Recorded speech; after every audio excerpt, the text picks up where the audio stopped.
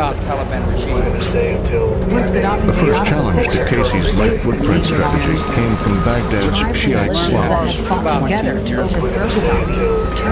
Boas pessoal, desde já, se ainda não subscreveste o canal, não sei do que estás à espera, partilha com os teus pais, amigos ou até mesmo com os teus avós, porque estes temas influenciam as nossas vidas e é um tema bastante interessante porque também continua a ser tema diário. O que levou a Rússia a invadir a Ucrânia. E digo-te já que vais ficar bastante surpreendido com as razões que estão por detrás. Para os mais académicos, vamos olhar para 3 fontes da geopolítica crítica ao longo do vídeo, que são a prática, a formal e a estrutural. Não podemos falar em geopolítica sem trazer Mackinder, um dos fundadores de geopolítica, e também falaremos de outros. Mas para já, Mackinder afirma que quem governa a Europa Oriental governa o Heartland. O que é isto do Heartland? Como o próprio nome indica, é o coração da Terra. Isto significa que para ele esta zona é a mais poderosa da Terra e superior à do poder do mar. E sendo a zona que ajudou a proteger o Império Russo e não só, permite também, pela questão territorial, de atacar em qualquer direção.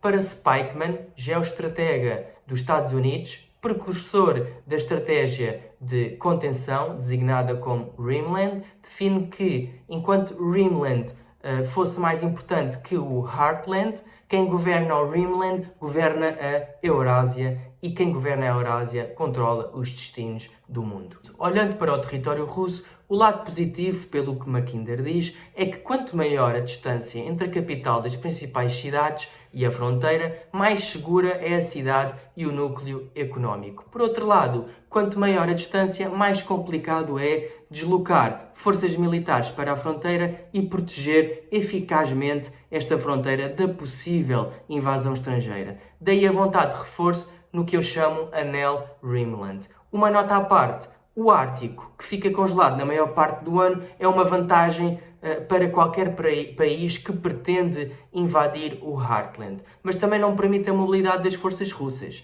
Essa parte estratégica militar faz sentido e a Rússia sabe-o. As imagens de satélite de 2022 mostraram uma remodelação nas bases de defesa que eram antigas bases soviéticas dessa região. Mas obviamente que não é só a defesa que eles estão a apostar, mas também nos recursos energéticos do Ártico, porque cerca de 20% do PIB da Rússia provém do Ártico e esse número poderá ser ainda maior no futuro, obviamente, e há muito dinheiro envolvido na área para eles.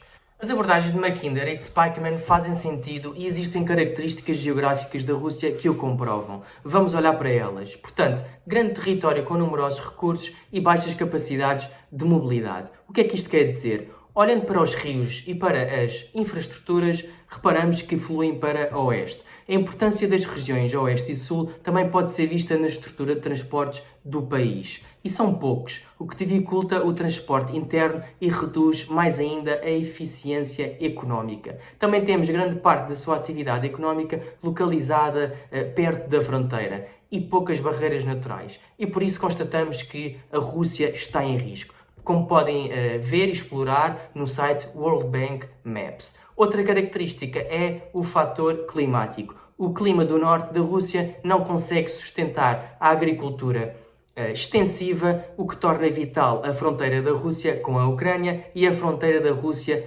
no Cáucaso e na Ásia Central. Tal como acontece com a população, o oeste e o sul da Rússia são as áreas agrícolas mais vitais e produtivas. Fazem sentido não nesse ângulo tão abrangente como vemos na imagem, senão seria afirmar que a Rússia iria invadir a Europa, a Ásia Central e parte do Médio Oriente para garantir o Rimland. Mas numa perspectiva mais reduzida, tendo em consideração que as características económicas, climáticas, comerciais, populacionais e de infraestruturas e de recursos estão próximos da linha do círculo de Heartland, como constatado, a Rússia torna-se frágil ou em risco de uma suposta invasão ocidental, tal como descrito nos discursos do Putin. Daí a necessidade ou até mesmo o propósito do conceito de Rimland como fator de garantia de Heartland. Contudo, eu não vejo o Rimland apenas como garantia de segurança, mas também como garantia de acesso a zonas e condições geográficas mais favoráveis para a Rússia. Agora vamos olhar para os acontecimentos que envolvem a Rússia na zona limitada por Rimland e tentar perceber se os comportamentos vão ao encontro com o que falamos. Portanto, a Bielorrússia e a Rússia têm sido parceiros comerciais e aliados diplomáticos desde o fim da União Soviética. A Bielorrússia é dependente da Rússia. Todos nós conhecemos esta relação entre os dois. Na Ucrânia, antes da Revolução de 2014, o país era governado por Viktor Yanukovych. Sempre foi visto como um político pró-russo, priorizou boas relações com Moscou em detrimento do Ocidente e rejeitou a cooperação com a União Europeia, assim como aceitou uma série de empréstimos oferecidos pelo governo russo, iniciando um processo de aproximação político com Moscou, que muitos chamariam de governo fantoche.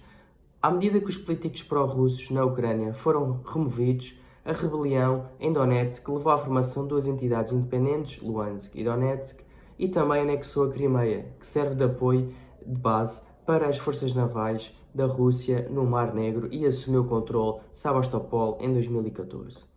O sul do Cáucaso é um hotspot geopolítico. As regiões georgianas da Abcásia e da Ossétia do Sul foram anexadas pela Rússia em 2008. A Rússia está a construir uma base naval mais a leste, na Abcásia. Na Moldávia, Transnistria é um Estado separatista não reconhecido internacionalmente, mas sim é reconhecido como parte da Moldávia sob a ocupação militar da Rússia.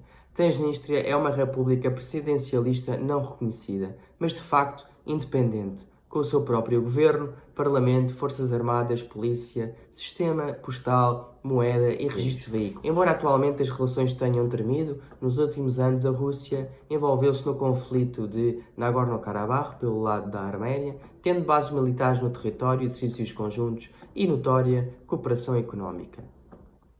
Em suma, e voltando à questão inicial, sim, temos um comportamento que nos leva a aceitar e acreditar quanto à intenção da garantia de segurança e do acesso a zonas geográficas mais favoráveis para os devidos efeitos. É aqui que entra a Ucrânia e as características geográficas que aliciam a Rússia. Portanto, quais são? Vamos voltar às características. Território com numerosos recursos, capacidade de mobilidade. Portanto, a Ucrânia é considerada o celeiro da Europa devido à fertilidade das suas terras. Em 2011, o país era o terceiro maior exportador de grãos do mundo. É uma das regiões mais atraentes para a compra de terras agrícolas no mundo e rica em recursos naturais tais como o urânio, o titânio, o manganês, ferro, mercúrio, gás de xisto e reservas de carvão. A Ucrânia é a chave porque a fronteira ucraniana passa pelo coração agrícola da Rússia, bem como por grandes centros populacionais e redes de transporte. Tem um amplo cerco à Rússia e podem fechar-lhe o acesso ao mar, nomeadamente Mar Negro, Cáspio e Báltico, quando quiserem. A Europa, assim, controla o acesso da Rússia aos oceanos. Posto isto, a estratégia russa no final da Segunda Guerra Mundial consistia em expandir as suas fronteiras o mais oeste possível e, pelos vistos, mantém pelo menos a sua intenção. Numa outra perspectiva, não podemos falar em geopolítica russa sem falar de Nikolai Danilevski, acho que é assim que se diz, portanto, corrijam-me porque eu não sei dizer os nomes russos. Portanto, ele é um dos maiores teóricos geopolíticos da Rússia, defensor do pan-eslavismo. O eslavismo, o que é que era? Era uma ideologia formada em países habitados por povos eslavos, que se baseia na ideia da necessidade de uma unificação política nacional eslava baseada numa comunidade étnica, cultural e linguística. Como vemos, em verde escuro, países em que a maioria da população são eslavos e em verde claro, países onde os eslavos representam mais de 10% da população.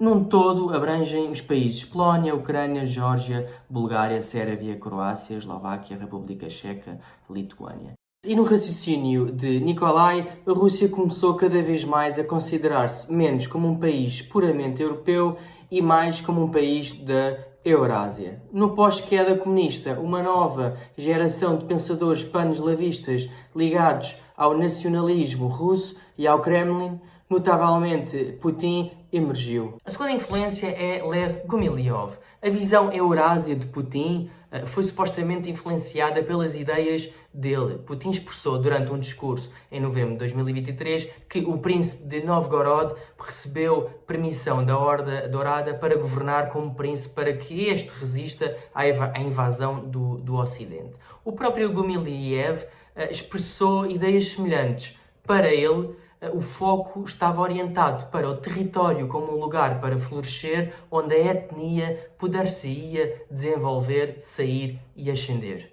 Karaganov é conhecido pela doutrina Karaganov. A doutrina diz que Moscovo deve ser defensor dos direitos humanos dos russos étnicos que vivem no estrangeiro próximo, com o objetivo de ganhar influência política nessas regiões. Esta doutrina foi introduzida pela primeira vez na política interna de Boris Yeltsin, em 92, portanto, tornou-se uma ideologia dominante na Rússia de Putin, sucessor de Yeltsin depois de 2012. Em suma, temos 3 influenciadores / pensadores que narram os discursos de Putin e também determinadas ações políticas. Desde 2018, a Duma promulgou novas políticas que marginalizam as línguas regionais no Cáucaso e na Ásia Central.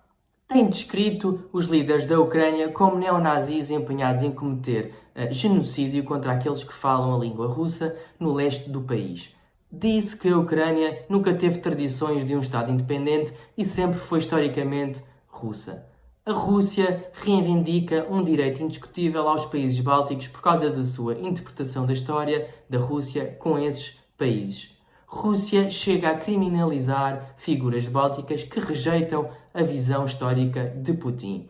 Neste contexto, partidos políticos como a União Russa da Letónia e o Partido Social Democrata Armónia, além do Partido do Centro da Estónia, defendem os russos da língua russa e a manutenção de uma cultura russa no país. São considerados pró-russos. A Rússia, de acordo com este conceito, portanto, sentem-se com o direito moral de usar a sua influência e poder para proteger o povo eslavo da Europa. Exemplo disso são as ações militares, ocupações em determinadas regiões de países como a Geórgia, Moldávia e Ucrânia. Nota importante, o papel da Igreja Ortodoxa é muito importante para a unificação entre os eslavos e o patriarca Kirill, que é um aliado próximo de Putin, alega que a Rússia tem o direito de governar as terras do antigo Império Russo. Para Putin, o alargamento da NATO através do cerco estratégico viola as garantias de segurança alegadamente dadas a Gorbachev,